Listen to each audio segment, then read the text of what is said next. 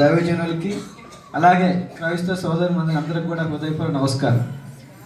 First semi Christmas మీ దగ్గర పాల్గొనడం చాలా ఆనందంగా ఉంది. ఈ సెమీ క్రిస్మస్ వేడుకలు మాకు మండలపాడు నుంచి స్టార్ట్, ఇప్పుడు నెక్స్ట్ టేకులపల్లి. ఏదైనా సరే ఫస్ట్గా మీరు పిలిచి ఈ వేడుకల్లో పాల్గొనడం చేసినందుకు మీ అందరికి కూడా హృదయపూర్వక ధన్యవాదాలు.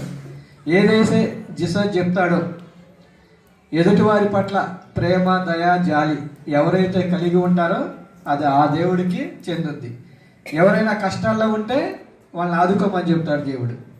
ఎవరికైనా ఆకలి అయితే మన దాంట్లో కొంచెం పెట్టమని చెప్తాడు. ఎవరిని కూడా ద్వేషించవద్దు, అందరినీ ప్రేమించమనే చెప్తాడు. వాళ్ళు ఎంత శత్రువులైనా సరే ఆ జీసస్ చెప్పేది ఏంటి? దగ్గరే తీసుకొని ప్రేమించమని చెప్తాడు.